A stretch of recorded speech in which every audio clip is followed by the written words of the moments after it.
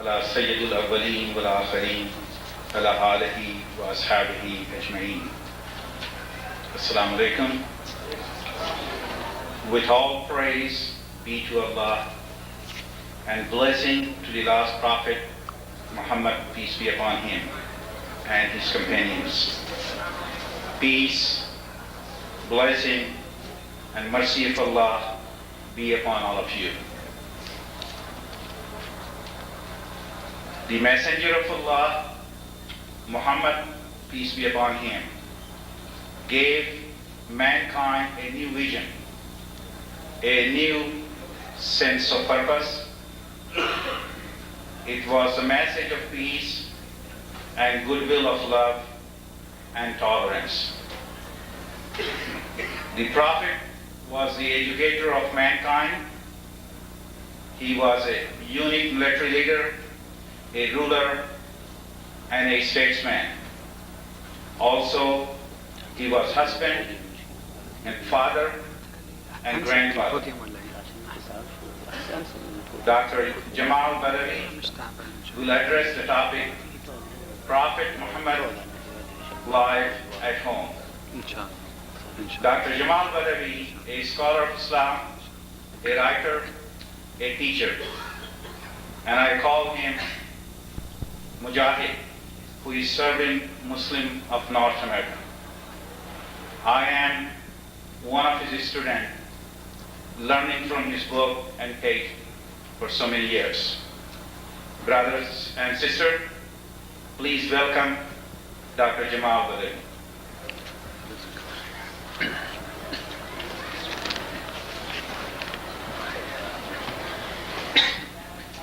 Alhamdulillah wa salatu wa salamu ala rasulillah wa ala alihi wa sahbihi wa ala. Again, assalamu alaikum wa rahmatullahi wa barakatuh. And sorry to bother you again for the second time in a very short period of time. I hope you didn't get tired already. But maybe this presentation, in a sense, might be a continuation of the previous one, as the previous one dealt with the universality of the example of the Prophet ﷺ, and we ended actually dealing with him as a human being. So that just take that specific aspect of his family life, and inshallah most of the time will be spent in the more crucial role, which I think would be good not only for sister but for the brothers as well, his role as a husband. And a few minutes inshallah towards the end we will talk about him also as a father and grandfather. As a husband, I must say first that I agree with the remark made by my brother and friend Dr. Ahmed Al-Qadi, that when we speak about the family life of the Prophet ﷺ, that should include also his premarital behavior and life, which we all know is very crucial in shaping one's attitude later in marriage. And in this we notice a number of things. One is the absolute chastity of the Prophet ﷺ in a society that not only condoned but in a way even encouraged illicit sexual relationships. Adultery and fornication was there, and it was a sort of something that's acceptable, just as you might find it in contemporary societies today. And what we see here is a man who is not even yet called to mission, a young, a youthful, very strong, but not only did he avoid actually committing any immoral act or illicit sex before marriage, but even tried to keep away from the atmosphere that might possibly lead to this, such as the gatherings which involve drinking and dancing and unrestricted mixing of the sexes. And of course we all remember how Allah subhanahu wa ta'ala protected him, that even in one or two occasions when he is invited to attend the wedding, that he slept on the way and did not wake up until the next morning. But of course this might be special protection that Allah has given him. But at other times also, other days and many other weddings, he was as much tempted perhaps as any youthful person in his age to have fun, as we call it here in North America, yet to avoid that is really quite exemplary. That setting is parallel to what the Muslim youth face today in an environment, again, that does not only deviate from the divine injunction about the purity of sexual life, but condone and even encourage this kind of act, encouragement through peer pressures and through school, and society, the media, and even some bad examples of politicians in all levels. And in a society where the legal framework and the concept of human rights, the understanding of what human rights means, seem to provide a sort of atmosphere very conducive to these deviations.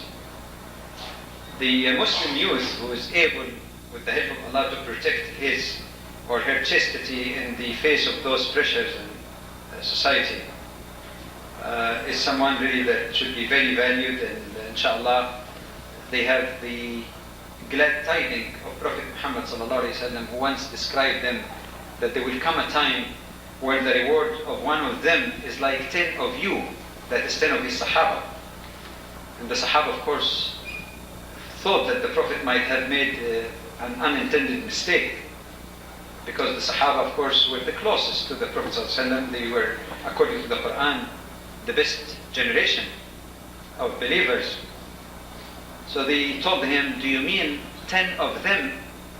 He said, no, 10 of you, because you find someone to help you and support you in doing good, and they don't. So this is the real challenge, and this is why perhaps very few Muslim youth in this country really are able to go through this very trying period. You hear about many tragedies and many problems of people deviating and living just like other people are living. So this is something that really requires a great deal of attention and care and help, support for this special breed of young people who inshallah will carry the torch of Islam in the future.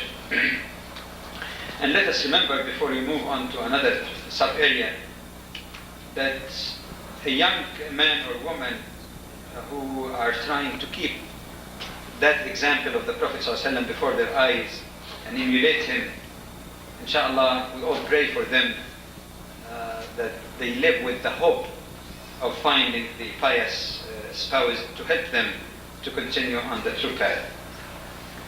When we come to the specific marriage of the Prophet ﷺ, we notice some interesting and curious things in his marriage and life with Khadija, which represented really the bulk of his marital life. She was his only wife for 25 years out of a total of 37 years of marital life, which was interrupted for a certain period after her death, which means really the highest proportion of his life was with Khadija.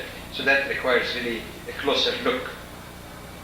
In his life as a husband to Khadija, we notice that first of all the offer for marriage came from her side, but in a decent way.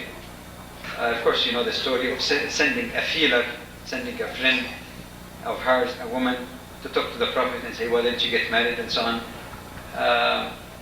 And I think that seemed to indicate that the practice that is found in some Muslim countries by having any hang-up about a father looking for a suitable husband for his daughter, or a pious young woman trying to find also feeler about a good pious person to get married to.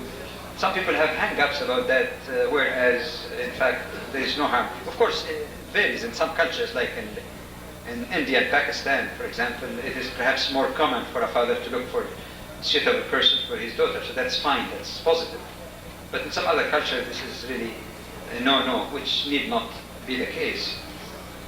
A second observation on marriage to Khadija that could also be revealing is that while the closeness in age should be the norm, relative closeness, yet if there are strong grounds for people to get married, even with relatively bigger age difference, that there is no harm in that. After all, Khadija was 40, that's 15 years senior in age to the Prophet ﷺ. But of course, from her standpoint, the younger age of the Prophet ﷺ was more than compensated by his wisdom and honesty and integrity. And for him, the relatively older age of Khadija was more than balanced by her chastity, the strength of her personality, her honesty, dignity, devotion, wisdom, and also what transpired later as extreme sensitivity and great love that bound them together. A third, so we're talking against things that's applied. A third aspect is that the Prophet ﷺ did not view marital life in purely sensual sense, as most young people in early youth perhaps would be tempted to think, looking for the most striking in beauty and this and that, but rather to look at the other qualities also of the person, even though this is an important part, but at least it is not the focus of attention.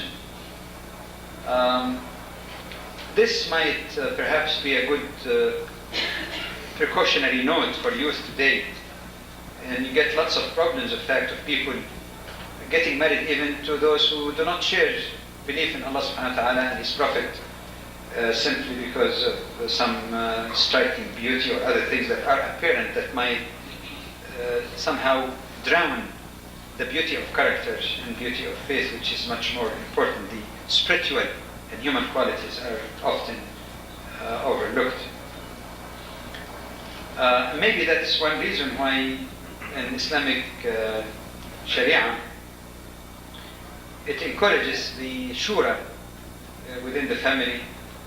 For example, the requirement, as interpreted by at least 3 of the 4 major schools of jurisprudence, that the consent, but not forcing, not compulsion, the consent of the guardian in the marriage of the girl would be required, which might give an opportunity to explain, to suggest, to give some opinion, but never to impose a person that she doesn't want to. So this might give also some atmosphere for a better choice. Another aspect that could also be learned from that is that marital relationship should not be based on common material benefit. In fact, I don't know whether I would be exaggerating in saying that there are instances, I'm not saying this is the common practice, there are instances in Western culture where marital relationship is almost like a business partnership somehow, based on mutuality, largely of material benefits and exchange, which is really a downgrading of the greater purpose of marriage. Oftentimes, we hear about a Muslim immigrant who came to this country. He didn't have much professional training, he didn't have money. His wife stands by him, encourages him, supports him, sacrifices with him until he achieves great strides in professional training, become very successful, or in commerce, become a good merchant and so on. And all of a sudden discovers that his wife is too old for him. He starts flirting elsewhere, or either divorcing her and marrying another one, or forget her sacrifice and standing with him all that time. And this is where we can learn also from the Prophet ﷺ about his appreciation of Khadija's sacrifice, even at the expense of sacrificing some of his own needs even. As you know, when Khadija died, she was 65 years old. Okay? And he was still 50.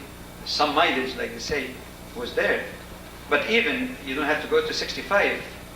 A wife at the age of the mid-50s, going on to the 60 after the menopause already, the desire on her part becomes less, and the attraction, of course, would be less. Yet, he still appreciated her sacrifice, his love of her and her love of him, the affection that existed, enabled him to overlook perhaps the disadvantage in the central aspect of the relationship, physical part of it. A fourth observation, that his relationship with Khadija or any of his later wives after his death was a true manifestation of the Quranic foundation of marriage, that sakina, mawadda and rahma, that it's the achievement of mutual tranquility, mutual affection and compassion.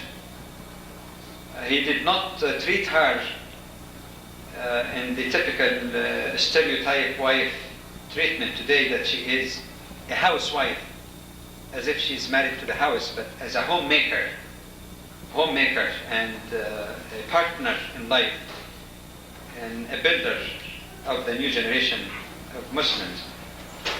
More importantly was the great sharing that was between them in feelings, emotions, in problems and hopes of the future. And that was most prominent in particular in his relationship with Khadija radiallahu anha. Starting from the very beginning, when he received the first revelation in the cave of Hira, he did not run to his wise, knowledgeable uncle or to any of his friends, Abu Bakr or Osman or others. The first person that he shared that experience with was Khadija radiallahu anha. But further, after this, in facing all tribulation and oppression and opposition, she was always by his side, supporting him and helping him. In the period of siege, muqata'a, when Muslims were isolated and nobody sold or bought from them or intermarried with them, Khadija could have kept away and says, all right, I'll come, honey, to visit you sometimes, but I'm too rich, I came from such a comfortable family, I can't stand eating the 3 leaves like you people do. And some did, actually, out of severe hunger. So I'll stay with my family and maybe visit you sometimes. But Khadija, who used to live in a very great luxury, richness, stand by the Prophet ﷺ and suffer as he and other Muslims did. Which is something that unfortunately seems to be missing in the marital life of many Muslims. The brother is the one who's responsible for da'wah, for activities, for running mosques, for going this and doing that. And the wife simply is there to stay at home and contribute nothing at all. In fact, the Khadija radiallahu anha was very much involved, not only in the private life of the Prophet ﷺ, but in his public life as well. So I think that might be a good lesson, directed more so even to the brothers, that especially those who take this housewife approach to their wives, that the wife is no good except for cooking and tidying the house and looking after the children, which are very important. We should not undermine this because simply that culture here doesn't give that much priority and importance. They are all very important, but not the exclusive ones. It is observed that some husbands do not really follow the path of the Prophet ﷺ in another sense, that they don't even try to get their wives involved, to know something about their lives. A husband who habitually leaves his house and tell his wife, no, I'm going now, that's after supper. When are you coming back? I really don't know. Where are you going? I don't have to tell you. And just as the wife has claims and rights also, or as the husband has rights over his wife when she leaves, to at least let him know where she's going, at least the courtesy and the mawadda, the true partnership in marital relationship, should require him to say that, unless of course he's going in some sort of secret mission impossible or something, which is not really the case at all. I mean, there is rarely any justification of that. There's no secrecy in it. And to keep the wife in the dark, not knowing even where to call him if some child needs care or somebody has to be rushed to a hospital or something, I don't think that this seems to be an appropriate way. In fact, when the Quran speaks about the mutuality of rights and obligations between husband and wife, It says وَلَهُنَّ مِثْلُ الَّذِي عَلَيْهِنَّ بِالْمَعْرُوفِ وَلِلرِّجَالِ عَلَيْهِنَّ دَرَجَةٌ. That is, for women they have rights similar to the rights of their men over them, and men has a degree which is understood to be the degree of qiwama, the degree of providing, protecting, and overall leadership in the family within the context of shura, which applies to all levels and aspects of Muslim life. I believe that if we try to follow both husbands and wives, to follow the example of the Prophet ﷺ in this intimacy and sharing, it may help resolve a great deal of tension that is found today in many Muslim families, and might improve the quality of marital life for many people.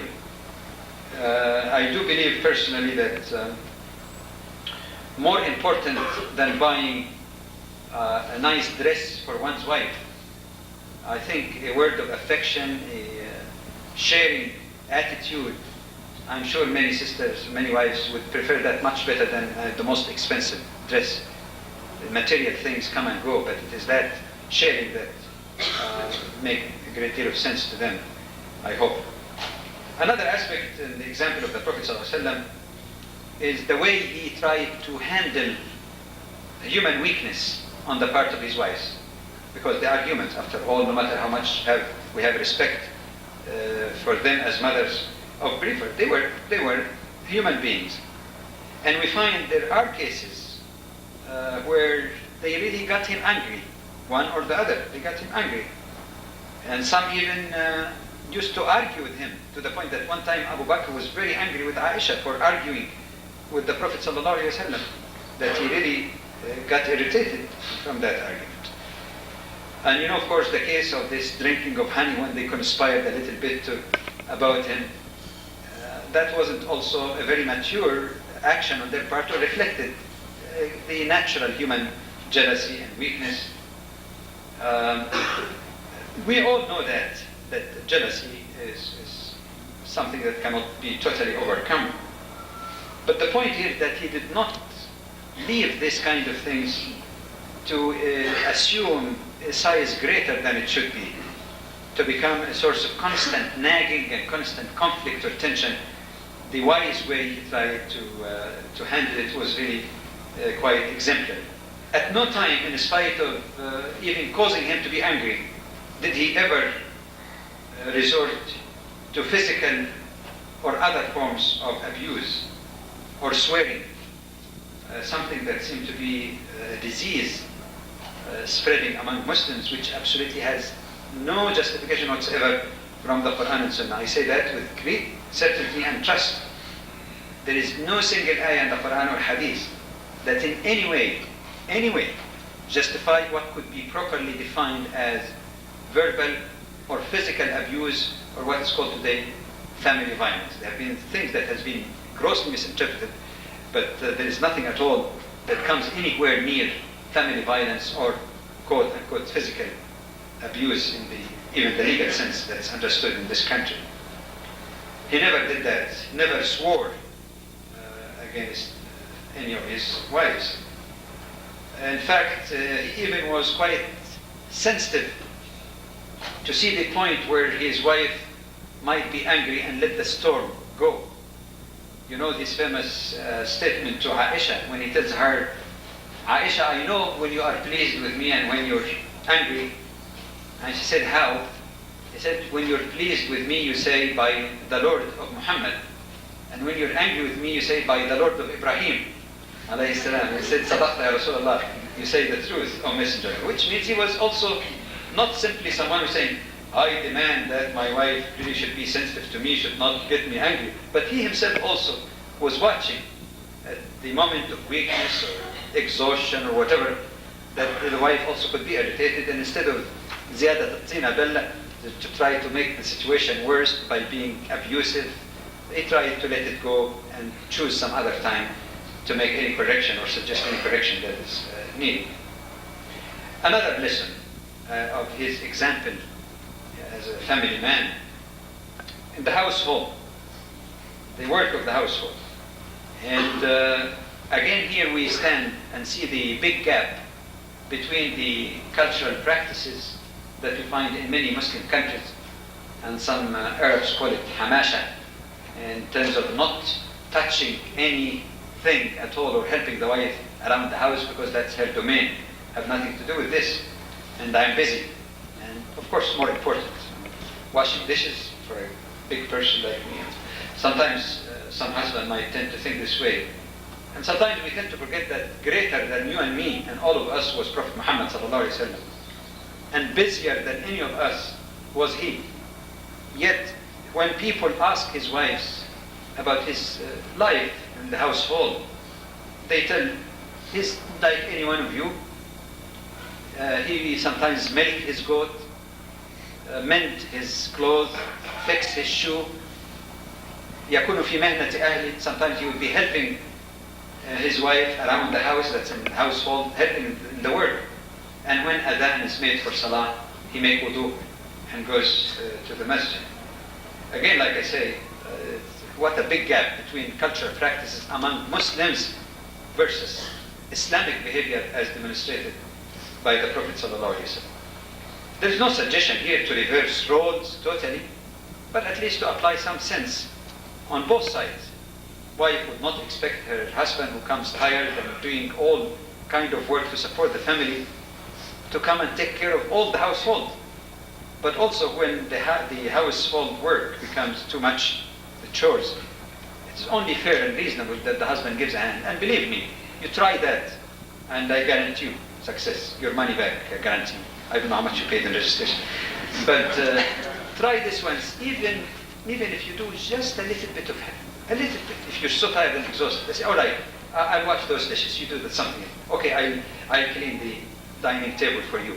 You know, small act of kindness like that. She might say, no, I'll do the rest. Jazakallah khair. She feels so happy, so elated that at least you feel and appreciate. It is a way actually of saying, I appreciate that you're doing a lot. Let me just help you a little bit of that.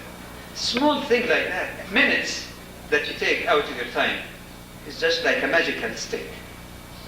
By the way, I give my address. There are some publications I brought with me. You might find it on the registration table, small brochures, and it has my address and fax. So if you want to demand your money back, you can correspond.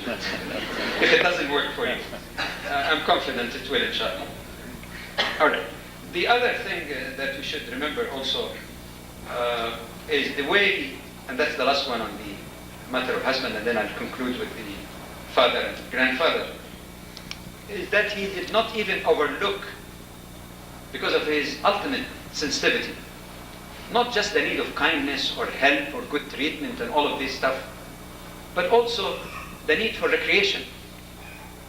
Need for recreation. A lot of people tend to think that a true Muslim, really a very devoted Muslim, is one who never smiles. And he would expect his wife as well also that to leave arad al-dunya, to leave all these trappings of life, no recreation. And that was not the case at all. And again, it's not an opinion or an apologetic idea to please men or women or anyone to please Allah subhanahu wa ta'ala. We have to go back to documented seerah of the Prophet sallallahu alaihi wasallam, where in one instance they were traveling and he asked Muslim to go ahead to continue, and then he started racing with Aisha. Racing. Imagine, sometimes we don't have that proper image of the Prophet. Some people see some dissonance. The Prophet, with all his great personality and position and status, is running, and imagine you're competing running with your wife, wait for me, and everybody's, trying. Some people might think that's not very dignified for the Prophet. He did it. How many of us are willing to do that? Of course, he didn't let others watch them, but he asked them to go ahead. But how many of us could imagine that this person who recites Quran and memorize it and give lectures and lessons is running and entertaining his wife like that? And when some of the Ethiopian people were doing a sort of war dance, it's not the kind of dance that some people might think of, just like a war dance in the mosque of the Prophet ﷺ. And that's interesting, by the way, in the mosque. And he goes to Aisha. He invites her, Tashtahin, Tandurin, do you like to watch? Not say, astaghfirullah, keep away, especially the wife of the Prophet. You should never look at any man. No, he goes to her, do you want to watch? Would you like to? And she says yes. And he carries her behind his back, and she was a little young and affectionate, and perhaps she wanted to test the love of the Prophet for her, so she says that I was in his back and leaning my cheek on his, nice and romantic. And then, of course, he asked her, have you watched enough? And as she reported later, she said, I wanted to test the love of the Prophet for me. That means she watched enough. She didn't want, but she said, no, I want more, just to see whether he would be patient with her. And he never said, no, come on, you greedy. That's enough for you. Go home and do something. In terms of the sharing also, and this sort of entertainment also, even when he's alone invited, there was an interesting story that really is quite revealing. One of his neighbors was a Persian, and he used to make very nice broth, shorba, very nice broth. And apparently the man wasn't very rich, so had only small quantity, so he came to invite the Prophet ﷺ. And the hadith, by the way, the narration of hadith shows that even though this was before the wives of the Prophet were kept speaking only to Muslims from behind a partition because of their status and to avoid any, so apparently that was before. But it shows that the man was inviting him while Aisha was sitting with him. Because the hadith say that the man invited him alone. So the Prophet ﷺ said, وَهَذِهِ, and this one too means Aisha. So that means she was there. So, you want to invite me? And this one too? He didn't say, okay, Aisha, wait for me. See you later. وَهَذِهِ. And the man said, no. So he didn't go. He refused. And the man keeps pressing the Prophet and inviting him again. And the Prophet again, وَهَذِهِ. Until finally the man has to accept. And the hadith is very interesting. It shows the atmosphere of relationship. That they say, فَخَرَجَ يَتَسَبَقَانَ, as if they're racing with one another to get to the house of that man to have that delicious soup. In Eid, even though the Prophet himself did not very much prefer to hear any form of music, even deaf, he is always busy with the remembrance of Allah subhanahu wa ta'ala. But he did not want to impose that special tendency on his part on everyone else, so long as something is permissible Islamically. And as you know, when Abu Bakr radiallahu anh entered the house of the Prophet ﷺ, it was Eid, and there was young girls and making some poetry or singing and playing the deaf, something like a drum. And Abu Bakr, of course, got offended and said, "You do that in the house of the Prophet," and started really acting like some of our brothers here. And the Prophet ﷺ tell Abu Bakr, "Da'huma ya Abu Bakr, fa'innaha ayyam." Abu Bakr, leave them. He covers his ear, he's busy with something, but he said, "All right, leave them. This is Eid day." This is the kind of attitude. The implication, of course, is quite obvious for us here, that instead of the brother always thinking of going to camps and going to picnics and so on, all male type of functions, I think, especially for Muslim families here, in the absence of extended family and the absence of too many friends who share the same values, I think it becomes even much more important that this function should be organized to accommodate all. And there's nothing wrong even with going together in a picnic. You could also have, as some communities did, if you have a big park, you can have some nearby place for the sisters if you want to avoid too much intermingling. But they could be, both enjoying the activities at the time of prayer or discussion. They could all come together, just like a small mosque in the open air.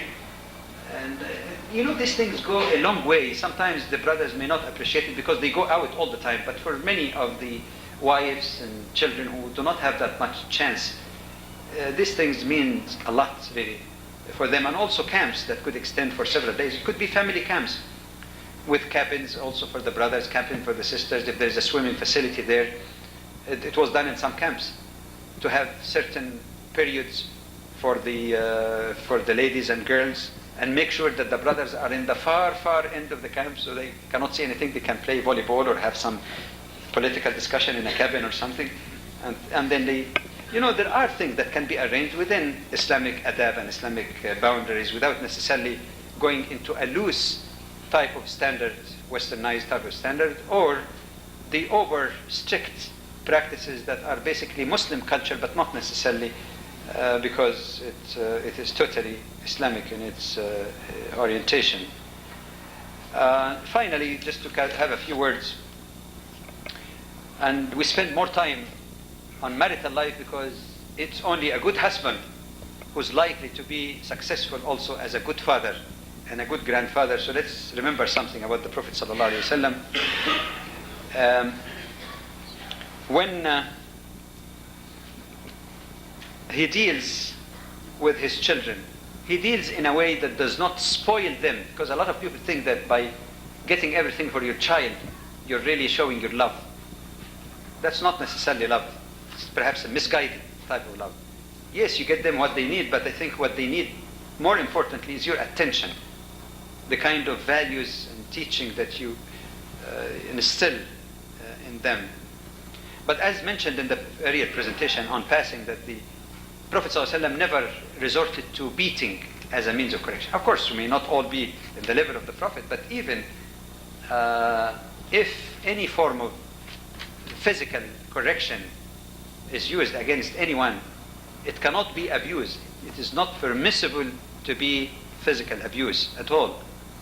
As one of the primary conditions of any even use in the extreme cases of any physical type of correction, as the Prophet ﷺ used the term غَيْرَ مُبَرِّح, which means something was defined as a hit that does not even leave a mark on the body. A gentle, you can call it perhaps like more of a gentle tap, not getting the stick and hit and all this thing that can be defined really as physical. That's not permissible at all.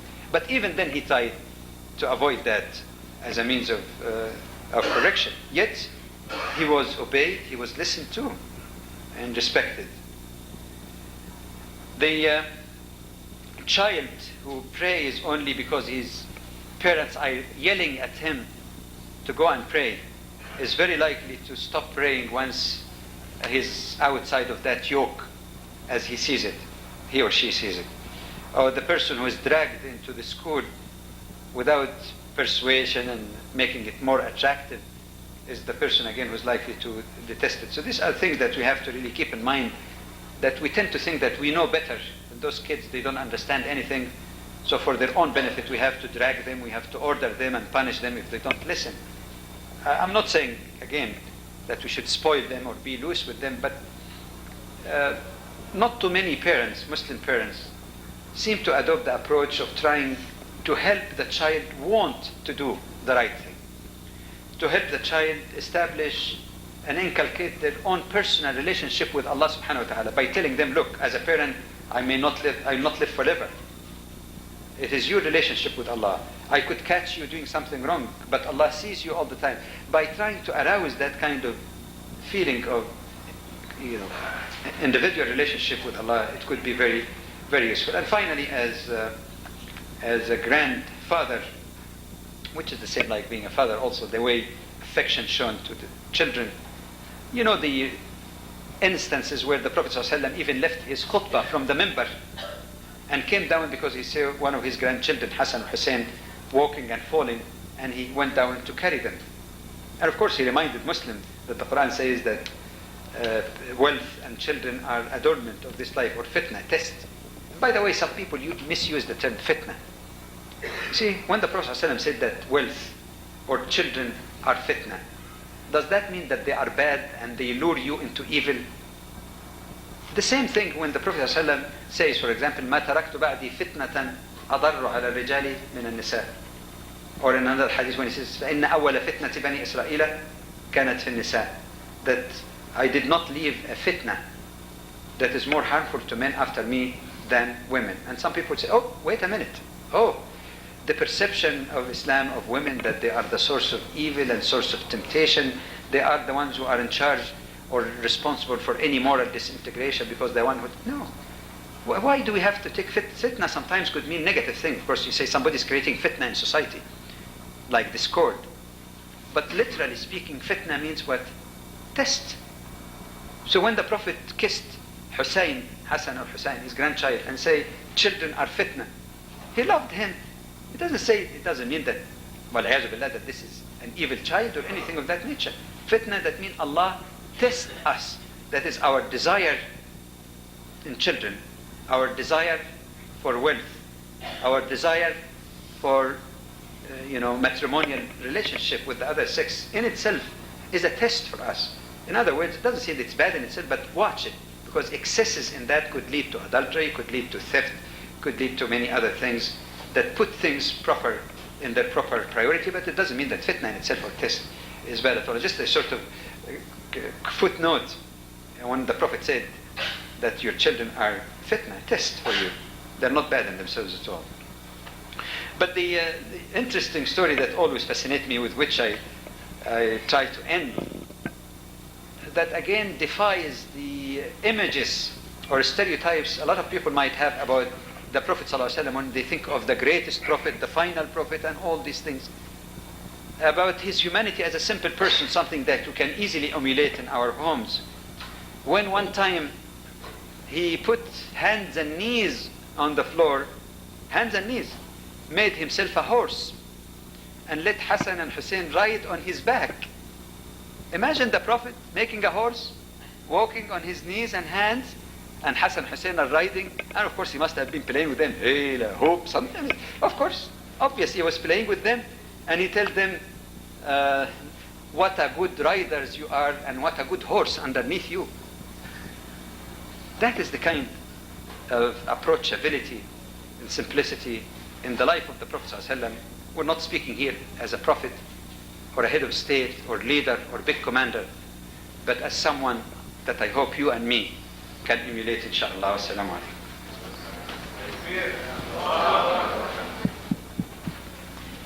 Jazakallah khair. First thing I will do tonight, I will learn how to clean the dish in my house. And make yourself a horse too? That's right. So may Allah give you reward. Now, we welcome your question. Please use 2 mics we have on the left and the right, or you can write down on the card also. Please make it 2 questions, and question has to be related to the topic. Thank you very much. Okay. There was one that promised from last time. Please. Okay. The chair is giving me the permission. The brother Mujib was promised that there was a question that was left over from previous session, and he said for this session, so we'd respect that. Basically, it says there was an article in the Wall Street Journal a few weeks ago that talked about a new wave of Islamic theology, that for the first time in 1100 years there are attempts to rethinking fiqh regulations and changing many of them. These efforts appear to be pushed by certain leaders in Islamic countries such as Egypt and Jordan to create Islamic universities. Would you comment on this? I think that issue seemed to relate more to understanding or misunderstanding of the concept of tajdeed versus what Maryam Jamila and others called quite correctly modernism. Modernism. There's a big difference between both. You see, in the case of modernism, you get some Muslim intellectuals who want to blindly imitate what took place in the West or within the theologies of other faith before Islam. And they might argue, for example, that there have been lots of theological changes over history in this religion or that religion, in some basic points even.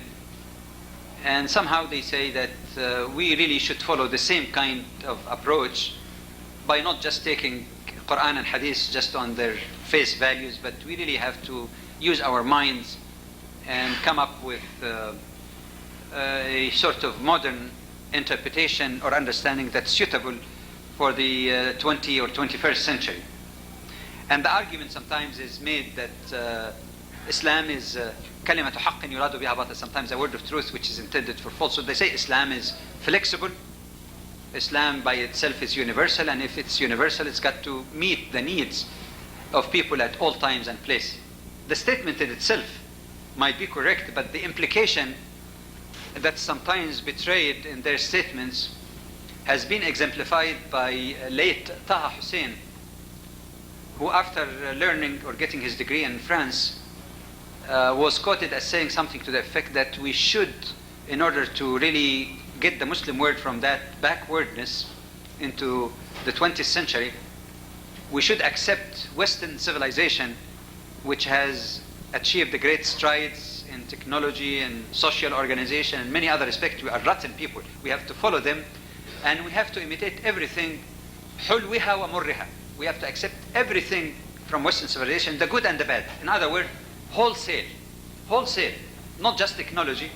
If they drink, we should accept that. If they date, we should accept that, because you have to take it as a package, sort of. And this is the notion of modernism. Of course, there have been some other people who took a slightly different approach from that by saying, no, we make modernism, but not violate some of the basic things, making exception for this and that. But the basic orientation, essentially, in modernism, is that modernism is the ultimate truth. And the very fact that the Muslim world is backward, whereas the Western world is more advanced, is itself a vindication of not only their practices, because you can adopt certain practices or technologies, but it's a vindication even of the values behind those. And somehow we have to find some compromise between Islamic values and those values. Obviously, this kind of attitude or trend is quite destructive, for ultimately it would water Islam to nothing. On a basic level, it seemed to have the assumption that the revelation of Allah subhanahu wa ta'ala, at least the decisive things that cannot be changed, the clear or qat'i, things that cannot be understood in more than one way, that these are not really the ultimate truth. These are sort of broad guidelines. But the ultimate truth is the pragmatic working and success of Western civilization. So the revelation of Allah, it becomes second to what is needed. So we begin from what is there, and then somehow try to reconcile it as best. If there is a clash, it is the word of Allah that has to be, quote unquote, reinterpreted. But sometimes reinterpreted is meant to say, twisted a little bit, get rid of it.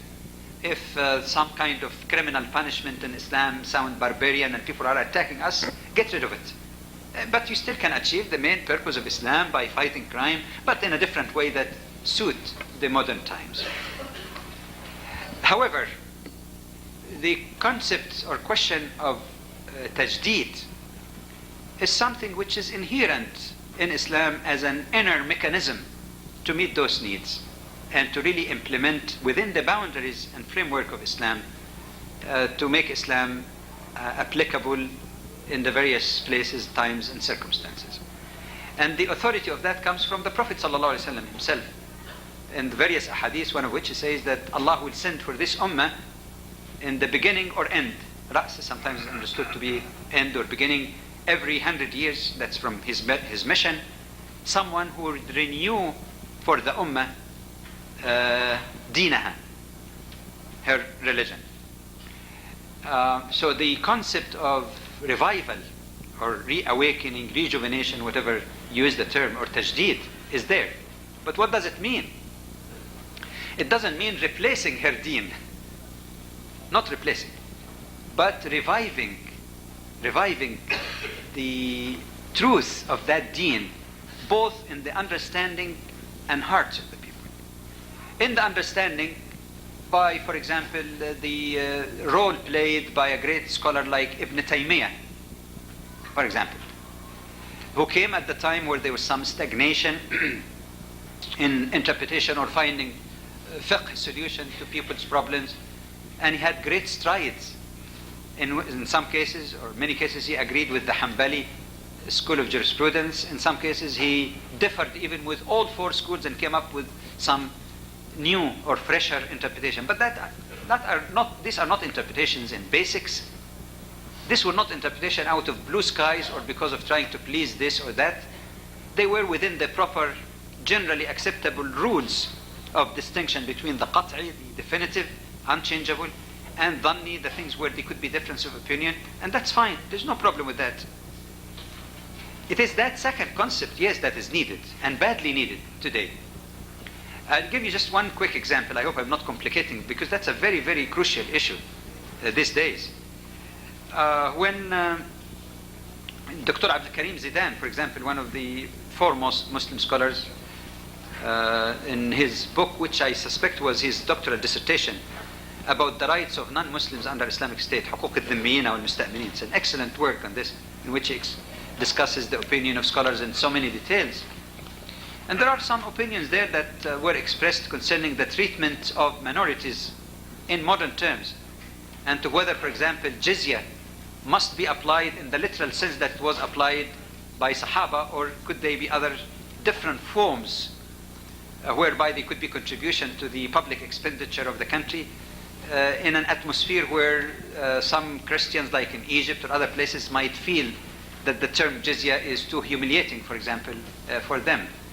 In the writing of Dr. Yusuf al-Qaradawi, in his analysis also of the rights of non-Muslims under Islamic State, he, like many others, did not agree with some of the traditional interpretation that some jurists had in the past, where some jurists, without any evidence from Quran and Sunnah except their own understanding, for example, would say that non-Muslims should wear something distinct, or should not be riding a horse when a Muslim is walking, that you should come down.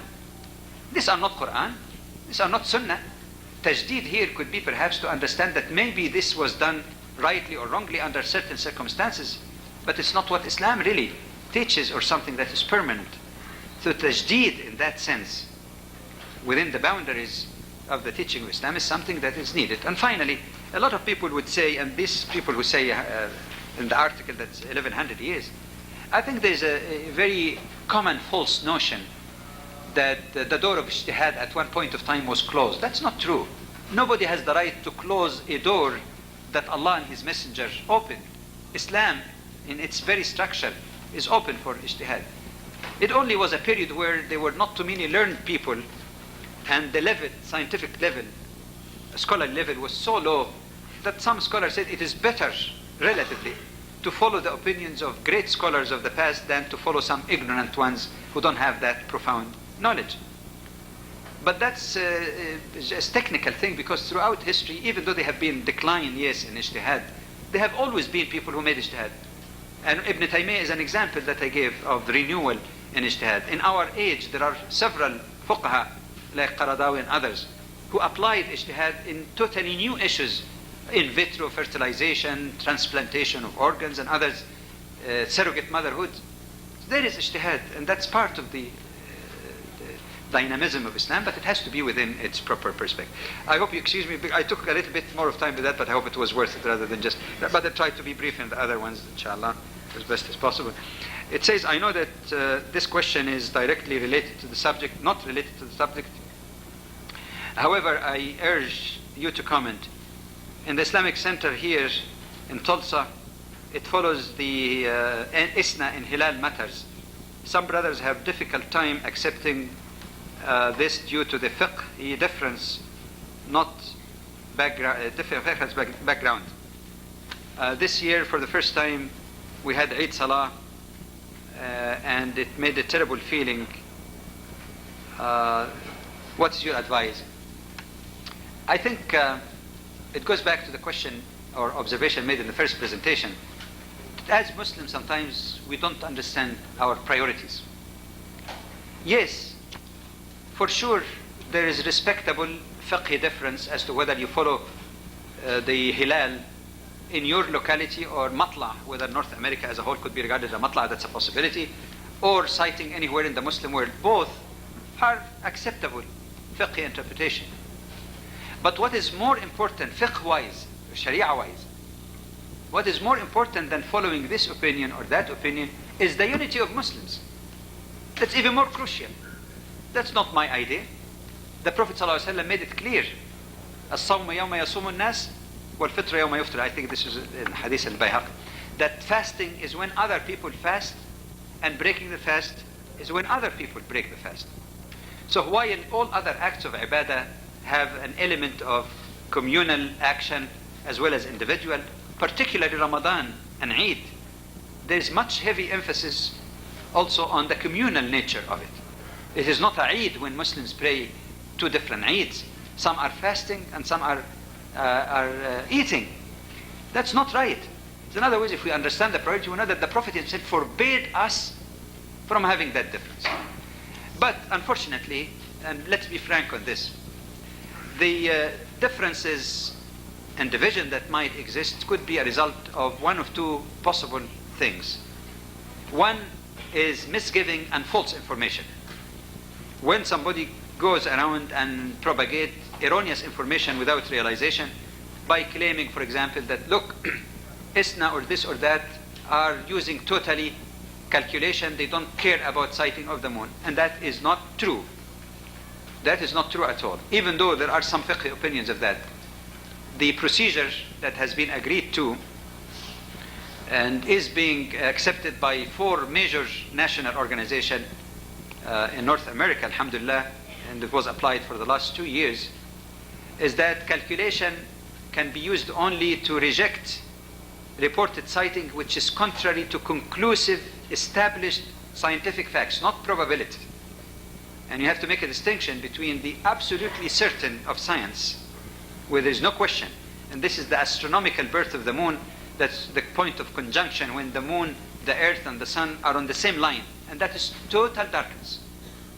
This particular aspect is known for sure, and you can tell many, many years from today, many decades, when exactly, by the second, the moon is universally going to be born.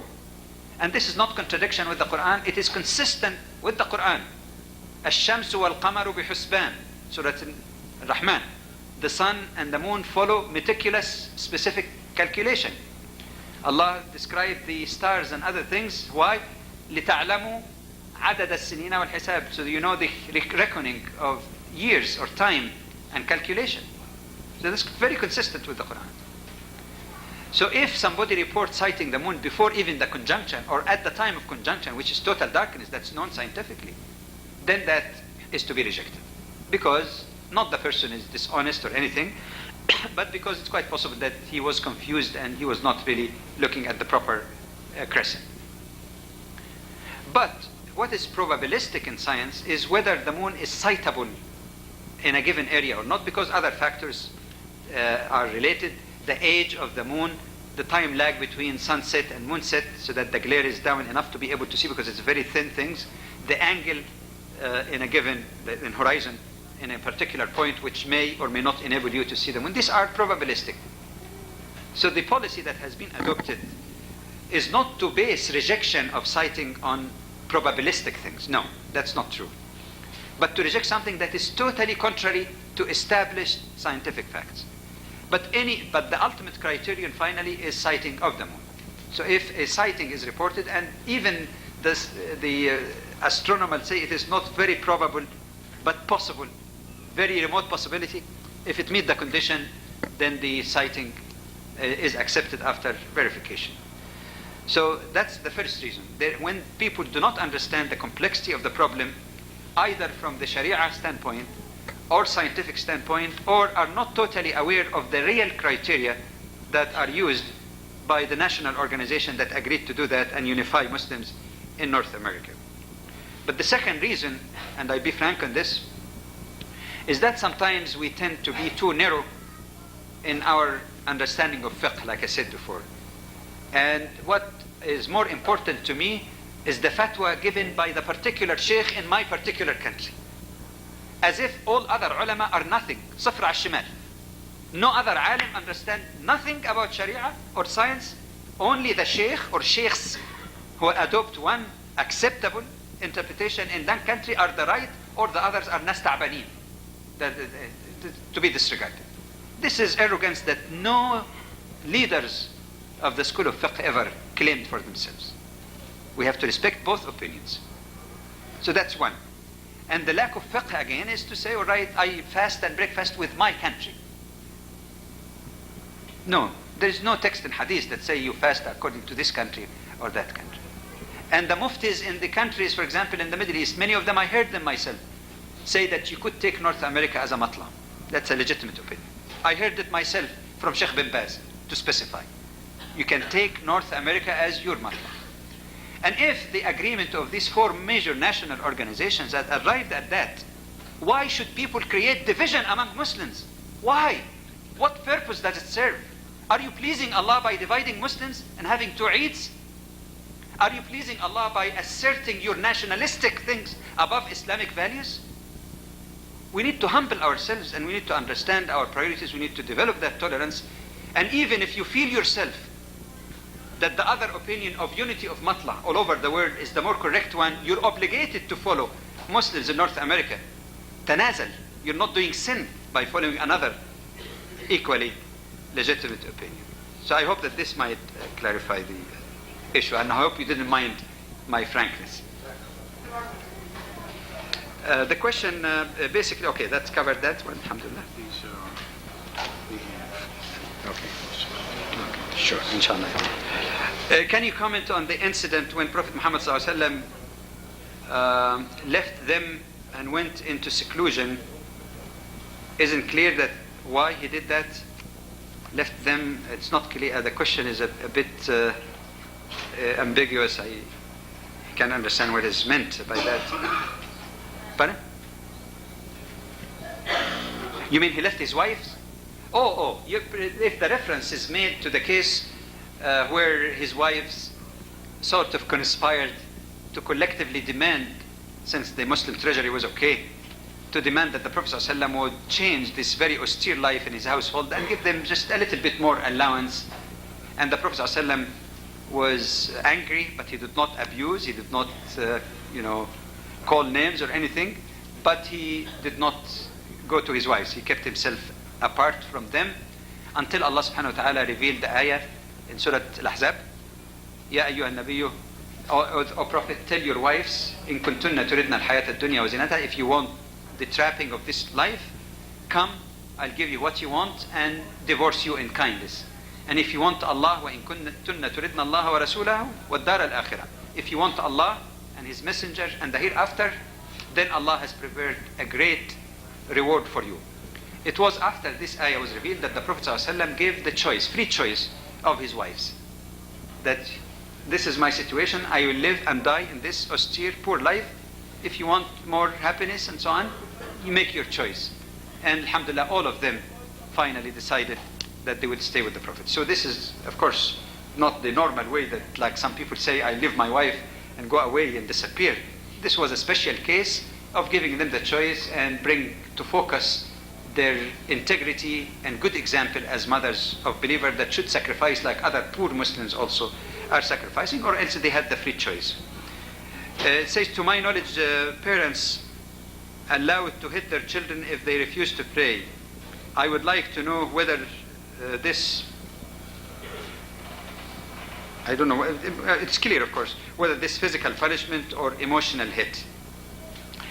This is, again, one particular interpretation that I don't agree with of one hadith of the Prophet ﷺ when he says that teach your children to pray and fast when they are 7, and then it says وَضْرِبُوهُمْ عَلَى تَرْكِهَا الْعَشْرِ, and quote unquote beat. The word beat is not quite accurate also. Daraba, just like the ayah also dealing with wife. Beat them, or actually as I properly translated, punish them gently with the condition that mentioned earlier that it should not leave a mark if they leave it at the age of 10. What does it mean really? If, as some people interpret that hadith, that this is an authority to beat the child to pray, then we are creating a generation of hypocrites. Really.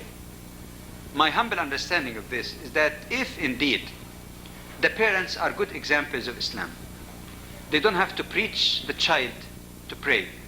And you see some small children, 2 and 3 years old, stand and pray with their mothers and their fathers when they see that good example. And the child begins to grow and got used to that. And the parents, not by ordering, by kindness, by love, by encouragement, even, all right, bars of chocolate and other things, that's fine initially. That's not bribe. It's encouragement until they get the habit.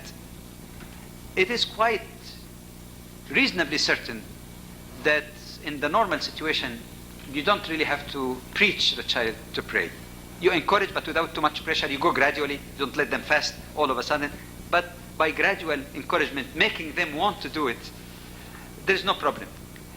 If a child is exposed to all of that, and still up to the age of 10, he still doesn't pray or fast, then the problem here is really a problem of not praying or fasting. It's a more essential problem of discipline, and a child sometimes want to test the guts of his parents as to whether they are spoiling him or whether they will put their foot down and tell him something that would be beneficial to him. So it is a rebellious case really which needs some treatment. So it's not the idea of just getting the stick and beating until they pray, but means that be firm also with them. Show your discontent of their behavior, otherwise things might get out of hand. But otherwise, like I said, the prayer itself is an expression of relationship with Allah subhanahu wa ta'ala. It's highly exceptional and has to be done very cautiously. You mentioned that the Prophet ﷺ did not object to the music of the drum, or actually it's deaf. It's not exactly like today's drum, but the closest thing would be. I have heard that string and wind instruments were disliked or forbidden. Is this true? You see, on the topic of music, I say something brief and give you reference on that. There is a wide variety of opinions of scholars that range between strong condemnation and strictness all the way to perhaps allowing various types of music but within certain limits and qualifications. But again, the question of tolerance that I mentioned earlier and respect of great scholars, even if you don't agree with them or don't follow their opinions. That some people who follow, for example, a very strict school would be close to accusing you of really committing grave sin if you don't follow that particular interpretation, follow another one.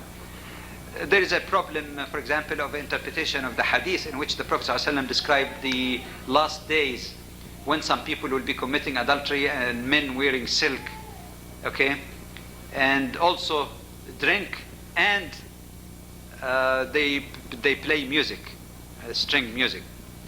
There are some who interpret that to say, all right, the Prophet here is speaking about 4 things. All of them must be forbidden, and all are in the same category: adultery, drinking, and men wearing silk. And he put music, so it must of necessity be as absolutely haram as these other 3 are.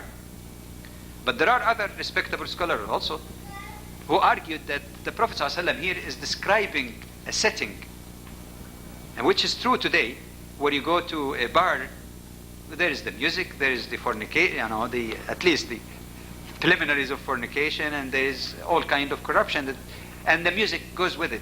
So they say, no, it does not necessarily mean that music in itself is haram, but that sometimes it is likely to be associated with those things.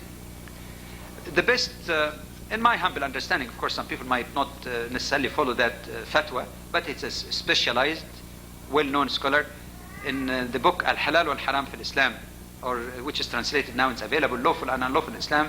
Dr. Badawi has some penetrating analysis of this and exposition of the opinion, the other opinion, and his conclusion from that. So this is something that, of course, I don't have any time to detail, but I would highly recommend to look into that. But I would like to say also that you have to be also reasonably gentle with people who are recently becoming committed Muslim, whether they were Muslim before, non-practicing, or those coming to Islam and they still have that strong habit of music. That if you always give the strictest thing in everything, you're making life very difficult. If you give both opinions and let them wean themselves gradually, once they get busy with more productive things, it will happen. But sometimes a lot of people think in terms of total black and white. One particular opinion is the right one, and that one that should be pushed on the throat of everyone else. I think there could be other wiser approach, and they would be weaned from that eventually. How did parents celebrate the Eid with the children at the Prophet's time? Did they spend a lot of money to entertain them and expensive things? Well, first of all, I don't think they had that much money anyway to spend, and I don't think they had the Kmart or Zellers or other big outfits, Sears. But to the best of their ability, as the Prophet ﷺ recommended, at-tawsi'ah, that found its manifestation largely in terms of nice food and new clothing, and of course entertaining or visiting. The example I gave of that music that he allowed, or drums that he allowed in Eid, nice songs or chants that has nice, good meanings. That, to our knowledge, what they celebrate, and they were awfully happy with that, without rap music or anything. What were some of the conflict resolution styles of the Prophet ﷺ and the Sahaba with marriage? Well, there have been instances, for example, where people came to the Prophet ﷺ to complain against their spouses, husband or wife.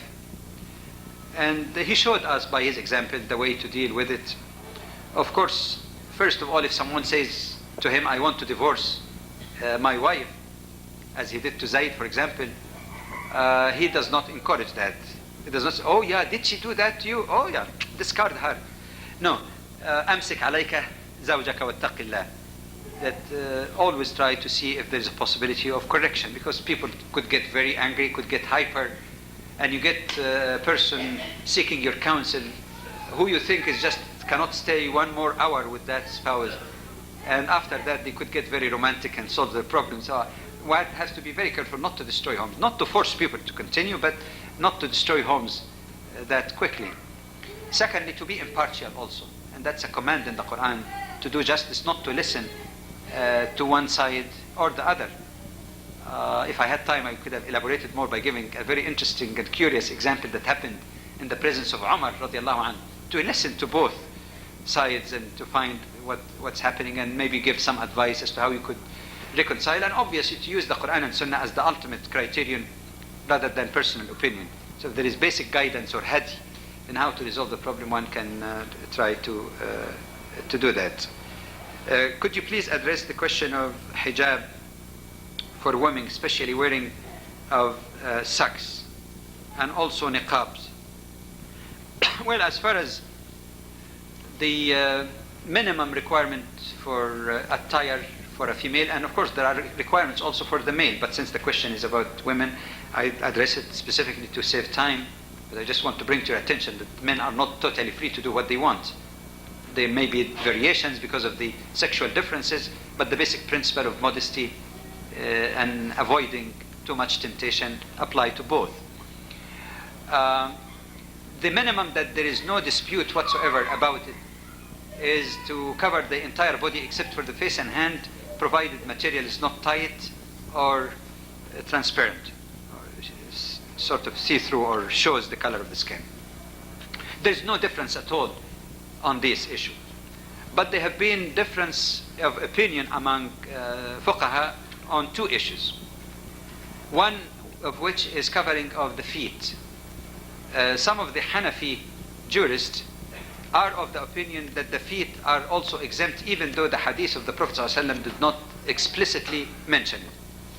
And their rationale for this is that they say that at the time of the Prophet ﷺ, women, many of them did not have even enough money to buy shoes or sandals, and they were walking already barefooted. So it was quite common, in that culture it was quite common that women's feet were showing, and they conclude from that it's quite possible that the Prophet ﷺ did not mention it because it's an acceptable norm that need no specification as such. Others said no, the hadith is explicit, and since it did not mention the feet as excluded, then it should be covered. So there are both opinions, are respectable opinions, even though some jurists of course say that it might be perhaps more cautious and better to have maybe some pair of socks or something that might be better. The other difference is about the covering of the face, and again it's a matter of respectable difference, and each group of jurists have their ahadith that they use to interpret the notion from it. I personally more inclined to the opinion expressed by a great scholar of hadith, Sheikh Muhammad Nasir al-Din al-Albani has a very good book, and that's called Hijab al-Mar'a al-Muslima fi al-Quran wa Sunnah, in which he differs and replies to such a great scholar like Maulana Maududi, rahimahullah, and he shows actually with his depth of knowledge of hadith and isnad that the covering of the face is not a requirement. But if, however, a sister prefers and feel more comfortable doing that, her desire and decision should be respected, but she should not be really forced into that, because the other opinion is also acceptable. Is it true if the father is very good the Muslim kid will be like him without giving them some time. No, it's not. Nuh alayhi salam was a very, very good father, but his son, one of his sons, drowned. And Ibrahim alayhi salam was a good prophet, and his father was a polytheist. So there's no direct guarantee. And of course, if the question means that you really have to spend time with the children, yes, absolutely, especially in this country. And that perhaps raises the pivotal importance and the need for support of full-time Islamic schools, not patching, not trying to erase 5 days a week, 7 or 8 hours by a couple of hours on Saturday or Sunday. This is very, very essential. It does not release parents from their responsibility, but hopefully would make their job a little bit easier. I once heard that there are a hadith about how to have an intimate relationship, like sunnah, sleeping with your spouse and so on. Is this true? If so, could you briefly explain? Briefly explain explicitly or implicitly? Okay. Well, basically, the Quran itself actually alludes to that. You see, the basic philosophy or basic understanding of Islam, as we humbly interpret it, is that the matter of instinctive needs for food or sex are things that are not bad in themselves. They're not inherently evil or bad or unclean. There are things that Allah created to maintain human life in the physical sense and the reproductive sense. But what is unclean and condemned is the pursuit of satisfaction of those needs through illegitimate means, such as fornication, adultery, theft, you name it, or deception, and so on, cheating.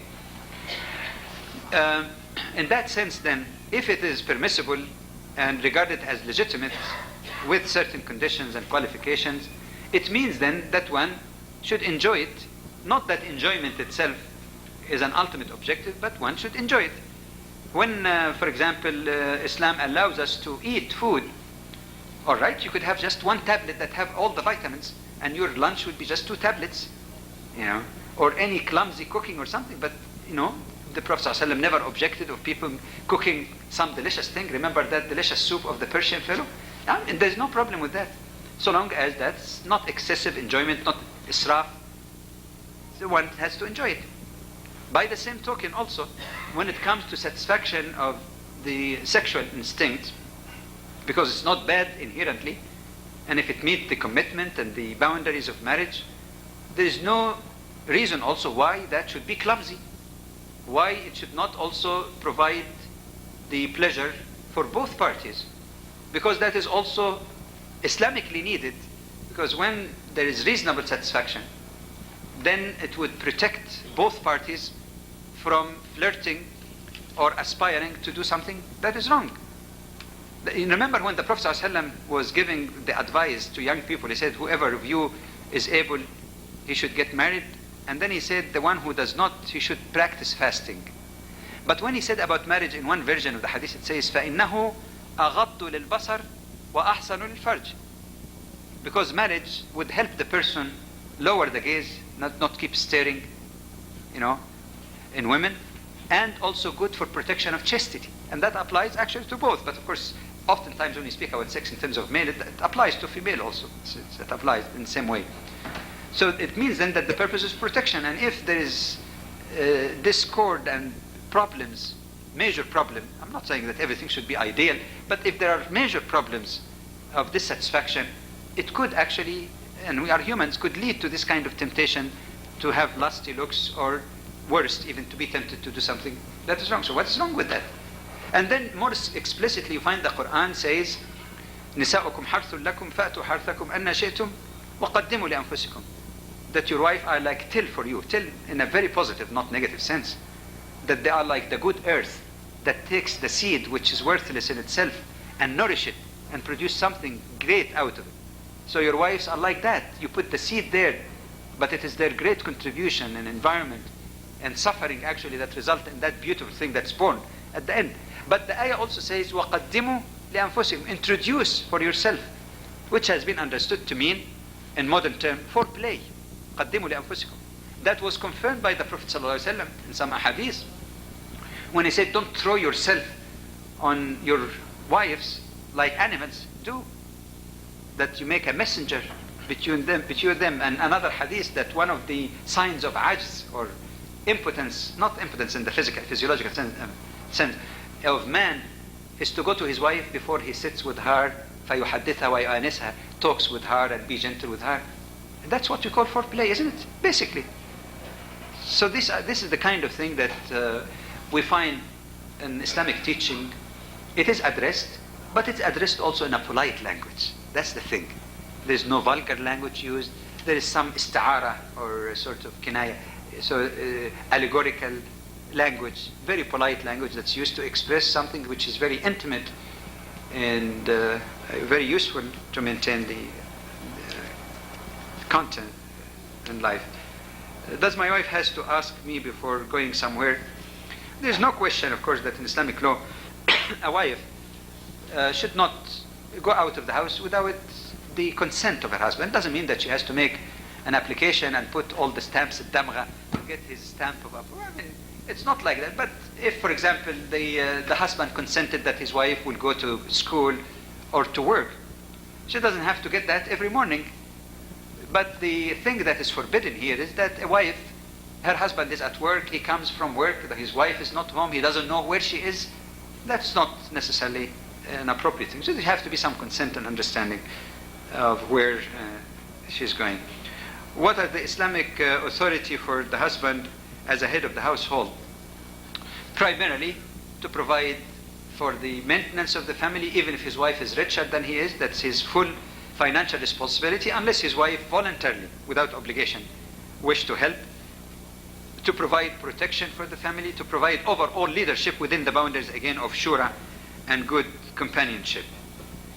And to be responsible, also co-responsible with his wife for the upbringing of the children. How to express obey to husband? Okay, the Prophet ﷺ qualified obedience.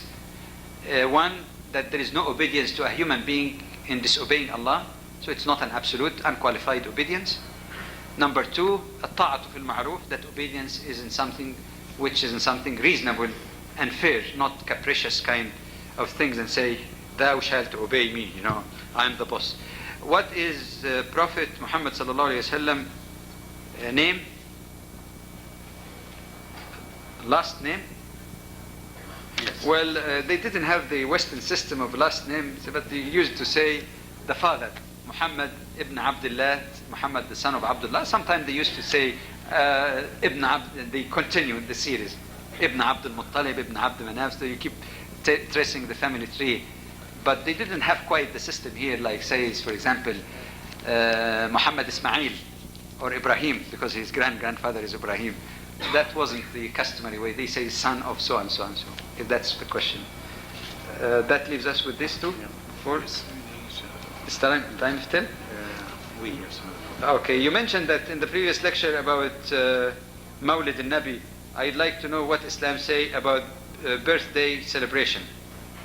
I wonder whether the question is about birthday of the Prophet ﷺ, to which the answer is, it is not a religious celebration. The Prophet didn't ask for it. It is not in Quran. It's not in Hadith. The Sahaba didn't do it. It's a practice that grew out later, and ulama differ on that. Some take a stricter approach and say that's bid'ah, an imitation of non-Muslims, like Christmas, for example. Others might say that its nature has changed, and if it is not intended to imitate others, but to maybe to teach the children and remind them of the character of the Prophet, like any other historical occasion in Islam, there is nothing wrong with that if there is no bid'ah in the way people remember this. There are opinions in that, and some people feel strongly about one or the other. But if you talk about birthday of children, I would say that this is something that we should not really encourage, as the Prophet ﷺ taught Muslims not to be imma'at, to be imitators of others, especially if there are some value system involved in that. In birthday, the person is the center of the universe, rather than the birthday of a Muslim is a day to remember Allah subhanahu wa ta'ala, to seek forgiveness in the previous year, to have resolution to do better next year. But again, the question of gradualness and hikmah, it varies from one family to the other. There are families, alhamdulillah, that succeeded to wipe out that from the first day. that they tell their children quite clearly from the beginning that we don't do that.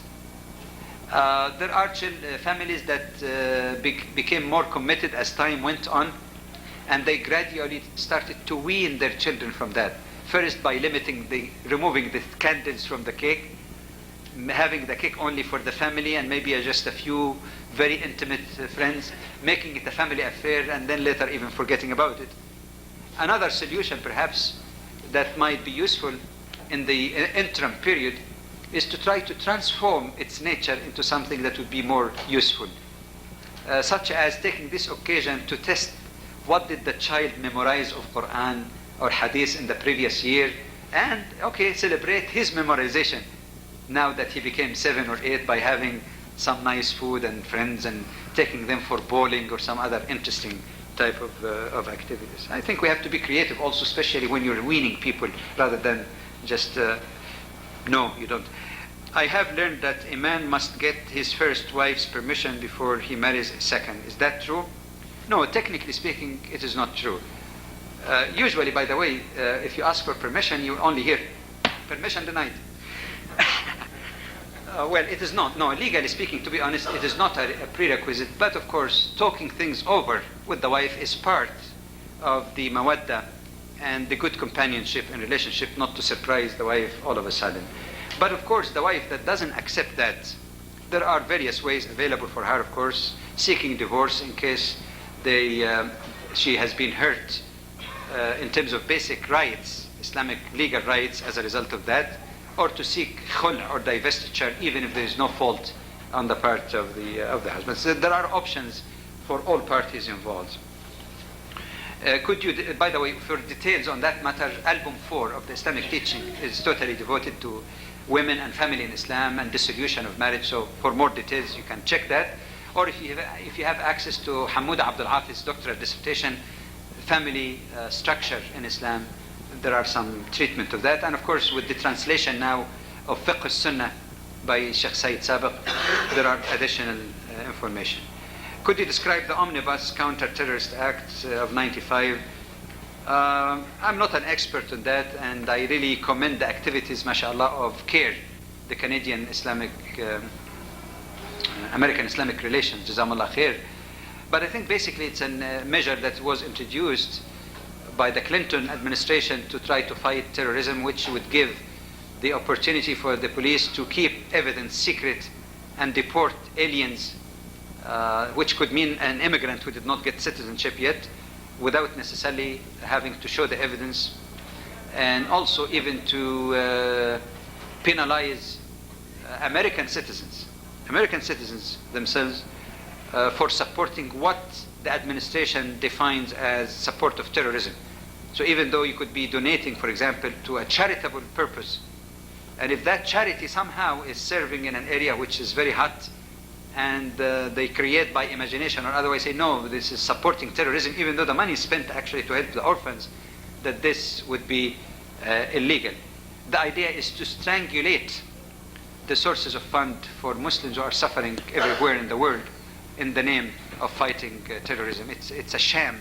And as even one Democratic senator said, this is the worst thing that he has ever seen under the Constitution of the United States. So I think it behooves all the community, Muslims and non-Muslims alike, like I mentioned earlier, to stand against this new McCarthyism that, yes, measures against hurting civilians and terrorism should be taken.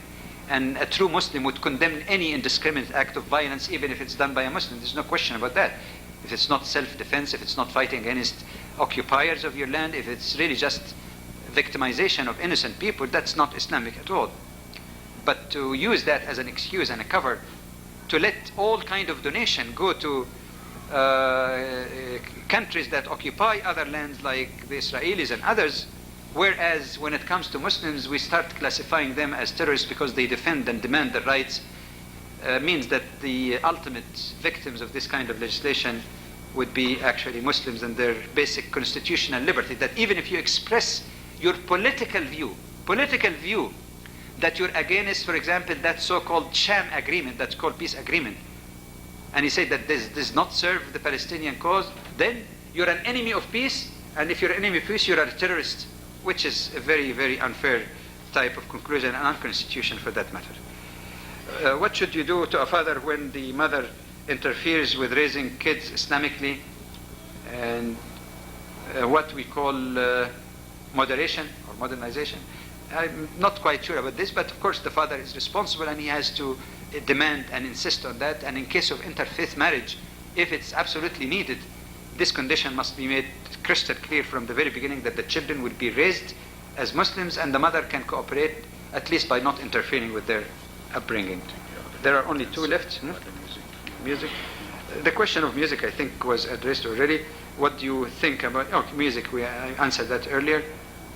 So that takes care of it. So that leaves only one question, and perhaps that's almost the end of the time. Not the end of the ultimate time, my time. Brother Jamal, may Allah bless you for describing this wonderful and helpful hints to have peace at home. I have a question about marriage. The way the parents arrange back home, is it Islamic or un-Islamic? And what is the proper way of getting marriage? How much the woman or man has the right to choose their spouse? Well, on the first part of the question, it depends what you mean by arranged marriage. If it is meant by arranged that the father chooses and tell his daughter, this is the one you're going to marry, period, no argument, no discussion, that's haram. And the Prophet ﷺ forbade that. In one case, when a woman complained to him, he offered to invalidate her marriage. So that's not permissible.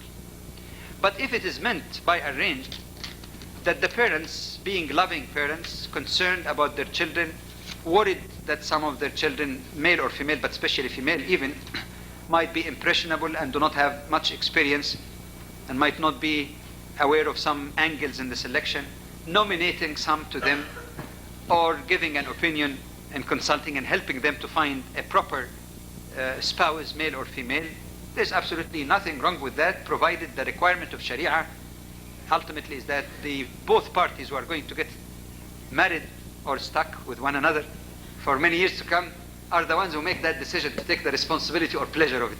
So ultimately you can give advice, you can help, but you cannot really impose as such. The second part of the question, the right of women, I think I answered that. To what extent does man or woman has the right to choose? I think they do have the right, but of course, like I said, in the case of a female, for her own protection, 3 out of the 4 schools of fiqh require, in the case of a virgin girl who has not married before, not a divorcee, for example, that the consent of the guardian is required, but not an imposition by the guardian, just to make sure that there is some reasonable, proper choice that has been made. Not that he wants someone else in mind, but just to make sure that there is no danger in someone who could be very bad and cause her a great deal of misery. So this is basically questions.